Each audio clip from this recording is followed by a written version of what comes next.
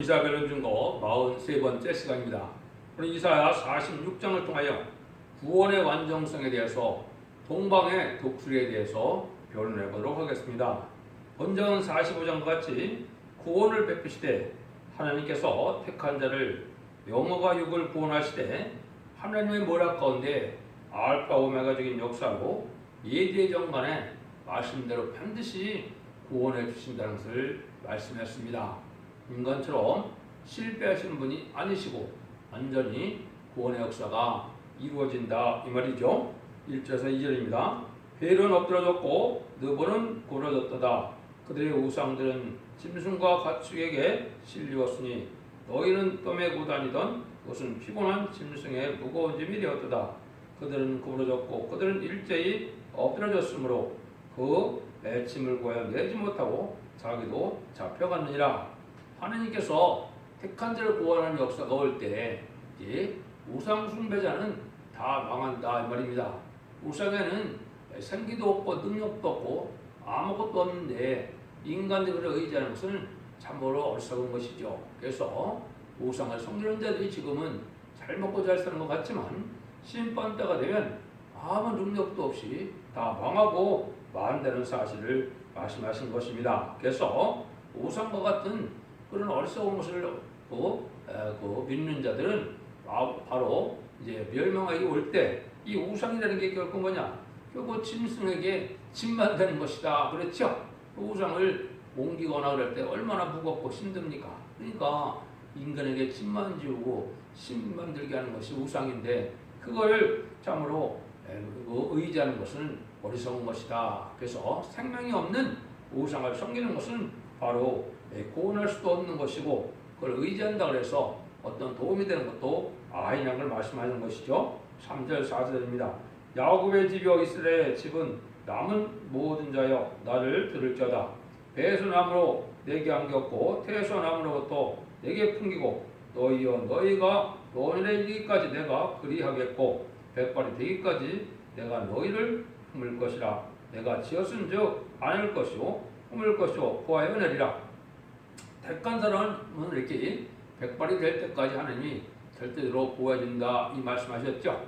특별히 이제 종으로 택함을 입은 종들은 이제 이미 나기 전부터 하나님께서 예제정간에 구별하여 이미 날 때부터 사명자로 삼은 종들도 있죠.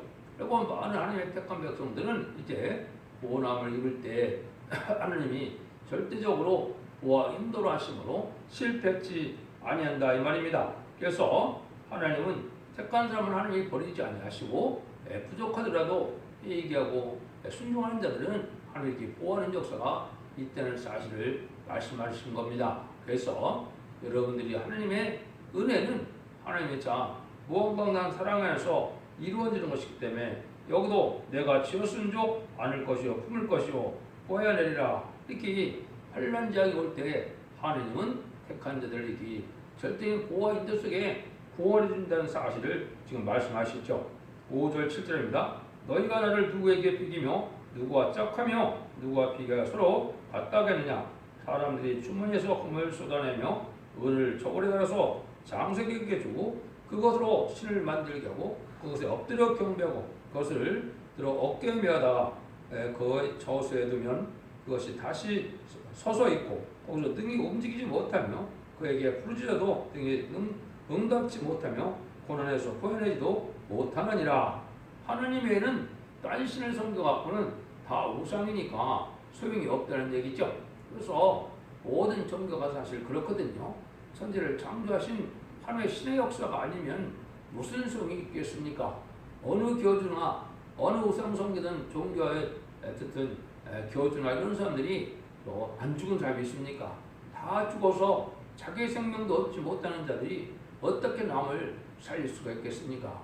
우상을 섬기는 것은 더 어리석죠. 우상 자체는 생명도 없고 또 움직이지도 못하고 아무 능력도 없는데 거기에 갖다 부복하여 자라는 것이 얼마나 어리석은 건지 이걸 자꾸 말씀하시거든요. 그래서 우상을 섬기는 자들은 이제 망할 수밖에 없는데 하나님은 천지를 창조하시니까 다른 신들과는 비교할 수 없는 분은 이것을 우리가 깨달아야 된다 이 말이거든요. 또 자들은 예언을 하시고 또 성취하시는 전지전능하신 하나님이기 때문에 참된 구원의 역사는 바로 천지를 창조하신 하나님을 믿는 방법밖에는 없다는 것을 강조하는 것이죠. 아주 이 우상에 대해서 심판 때는 많이 책망을 하시죠. 왜? 다 멸망의 길로 가는 거기 때문에 그 말씀을 하시는 거거든요. 8절입니다. 너희 패역한 자들아 이 일을 기억하고 장부가 되라. 이 일을 내가 다시 생각하라. 이와 같이 하나님의 사랑을 믿는 자들은 장부적인 신앙이 되어야 된다. 세상에 또 그렇죠. 어린아이 같은 자도 있고 장부 같은 자가 있는데 신앙의 장부 같은 자는 바로 뭘 뜻하느냐. 모든 어려움이 올 때 하나님을 의지하고 믿는 믿음이 아주 굳건하면 이걸 장부의 신앙이라고 하는 것이죠. 참 세상 사람들은 권력이나 물질이나 세력에 의지하려고 드는데 원망할 일이 닥치고 불평할 일이 닥치라도 원망과 불평 없이 하나님 말을 바라보고 하나님의 사랑을 잠잠히 기다리는 것이 이게 장부의 신앙이라 이 말입니다.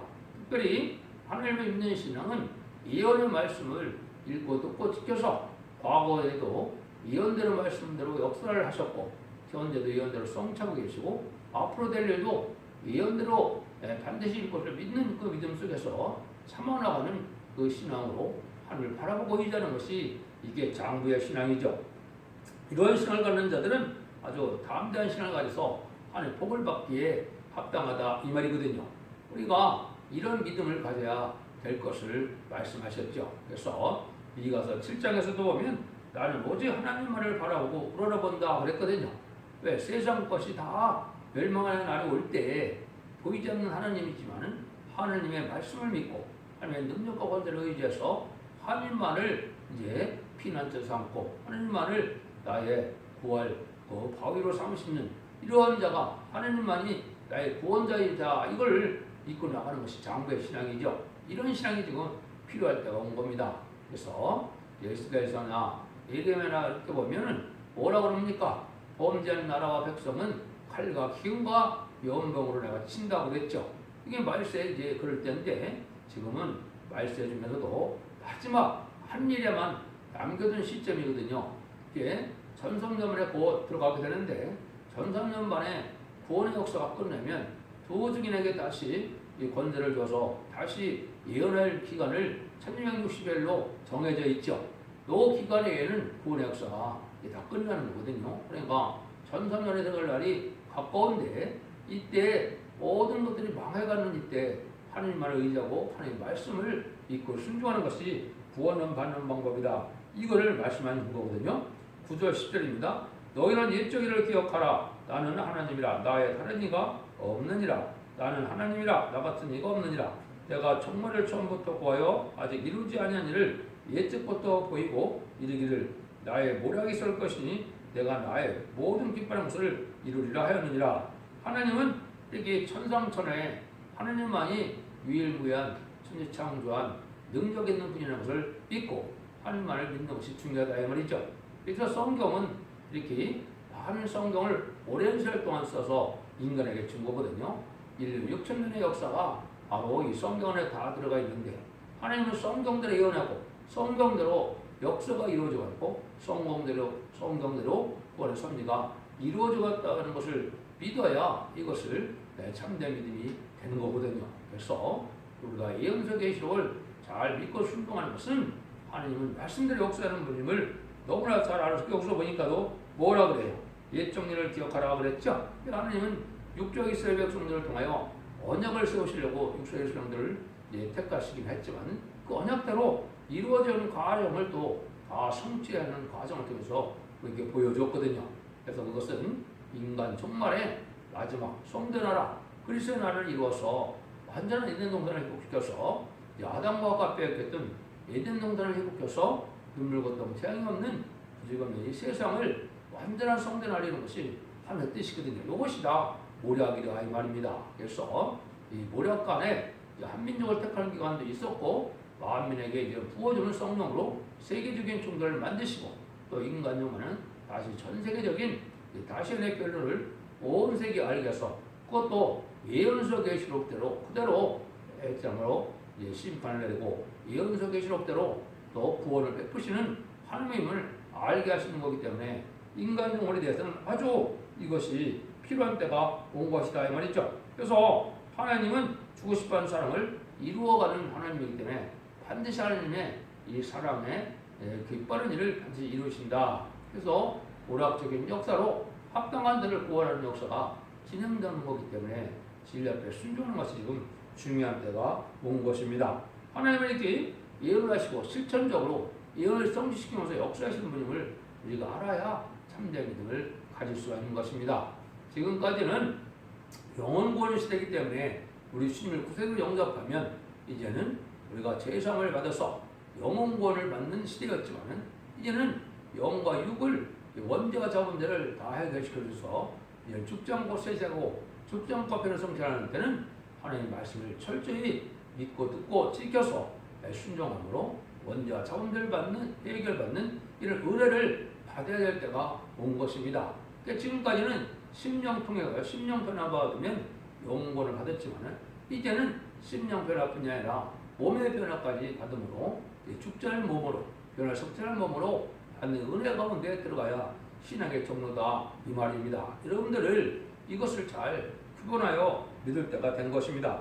이 일들은 마치 뭐와 같으냐 11절을 봤죠. 내가 동방에서 독수리를 부리며 먼 나라에서 나의 모략을 이룰 사람을 부를 것이라. 내가 말했으면 정령 이룰 것이요 경외했으면 정령 행하리라. 하나님께서는 당신들을 이루어서 하는 데는 하나님은 하나님의 사람을 불러서 모략을 이루신다 이 말이거든요. 그래서 늘상 얘기한 것처럼 옛날에 이스라엘 백성들도 이제 이방인인 바벨론에서 멸망이 왔을 때 또 이방인의 왕인 메디아와의 고레스 왕을 들어서 이스라엘을 회복시키고 성전을 복구시켰던 것처럼 인간 정말에도 동방 땅끝에 해돋는 나라에서 이제는 한 종을 일으켜서 고레스를 이루어 가신다고 그랬죠. 그래서 성경에는 이 독수리에 대한 얘기가 많이 나오는데 독수리는 성경에 의의 독수리가 있고 악의 독수리가 있습니다. 그래서 이 독수리라는 말을 어떻게 사용했는지 이걸 우리가 잘 알려면 이 독수리가 어떤 뜻으로 이렇게 쓰임받는 것인지를 우리가 알 수 있거든요. 그것은 의뢰 시대 때도 이런 그 독수리처럼 했다는 말을 여러 가지 묘연이 나오거든요. 또 오바다 4절에서는 내가 독수리처럼 높이 오르며 별소에 깃들일지라도 내가 거기서 너를 끌어내리리라. 이거의 말이다. 무슨 이제 악의 독수리예요? 동방, 부실론 이게 그 세력들이 공산당 세력들이 아주 교만해지고 또 이제 무기가 발달하고 또 물질문명이 발달하므로 교만해진 자들을 뜻하고 이 독수리들이 또 별사에 깃들인다. 지금 이제 우주정거장에 가서 6개월, 1년이고 살고 있죠. 이때가 이제 심판 때인데 이 악의 독수리가 나오는 것을 또 독수리로 표현을 했죠. 또 이제 이사 18장 6절에도 산의 독수리들에게 와 악의 들짐승에게 먹혀주리니 산의 독수리들이 그것으로 거하며 땅의 짐승들이 닦고서 가동하리라 하셨습니다.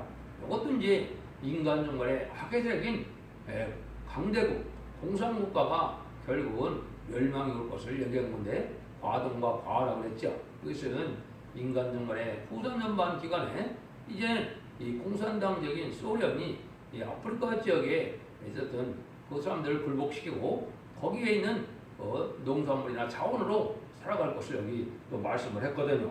그런데 이제 의의 독수리가 또 있죠. 그래서 이사야 4장 31절에는 오직 여호와를 악망하는 자는 새 힘을 얻으리니 독수리 날개침에 올라간 것 같을 것이요 마른 바퀴라도 곤빗지 아니하겠고 걸어가도 피곤치 아니하리로다. 여기는 이제 의의 독수리예요. 그래서 하늘 바라보다 새 힘 받아서 하나님의 능력과 권세와 축복을 받을 자들은 독수리가 하늘을 높이 나는 것처럼 용기가 장성하고 믿음이 장성한 자들이 될 것을 또 말씀을 하셨죠. 근데 하나님의 능력의 역사를 독수리로 표현할 때가 있거든요. 그래서 이래 되면 49장 21절입니다.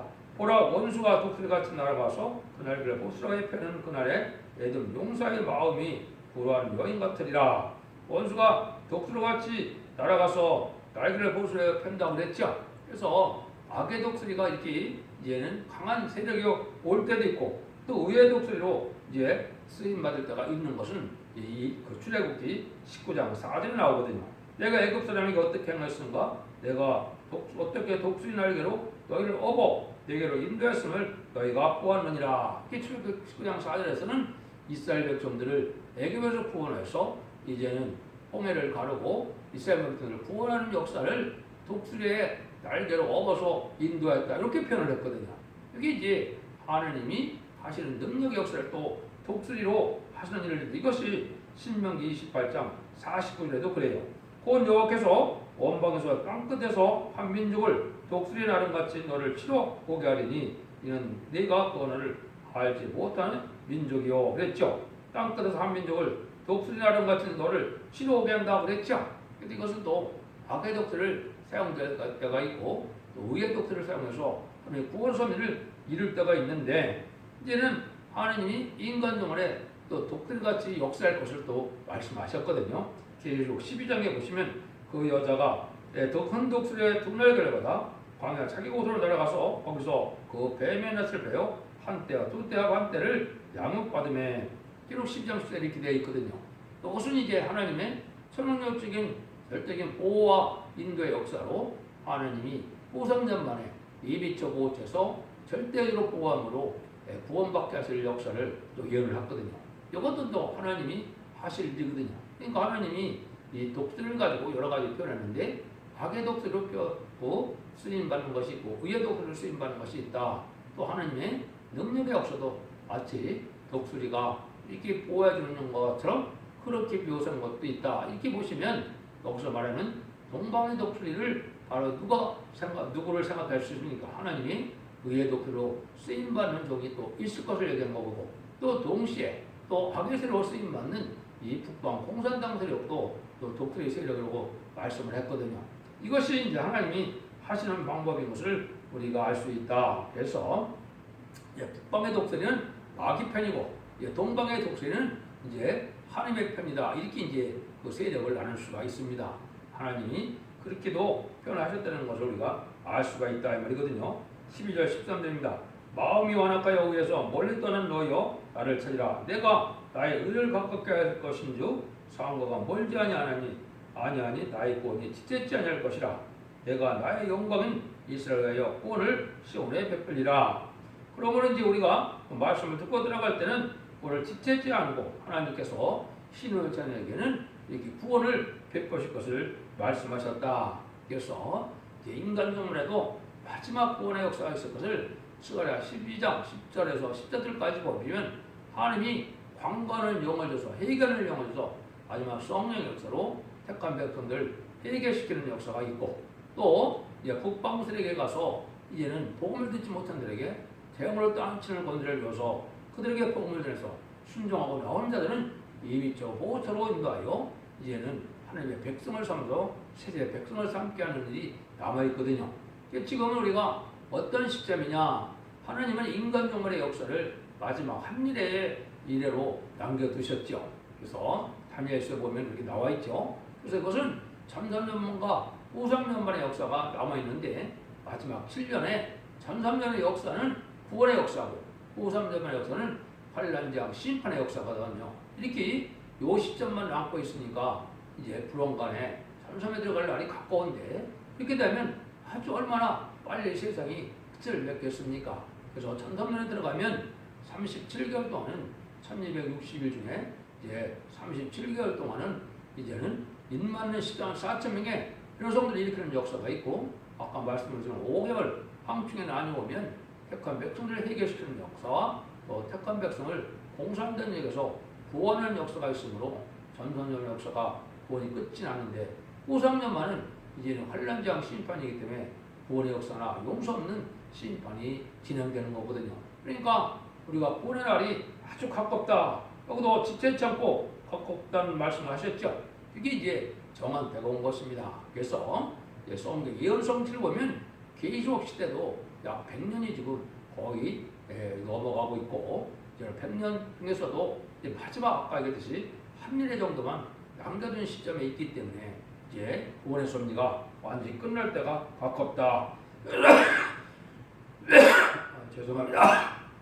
구원의 섭리 속에 마지막 전삼자만에서는 진리의 심판의 다음질의 변론의 역사로 마지막 사랑의 변론을 공부를 해서 이 변론대로 순종하는 자에게는 원자 자범자력을 받아서 새시대에 축복을 주고, 또 변론에 순종치 않는 자는 환란 날에 재앙의 심판을 받아서 멸망한다는 것이 마지막 구원의 하나님의 섭니다.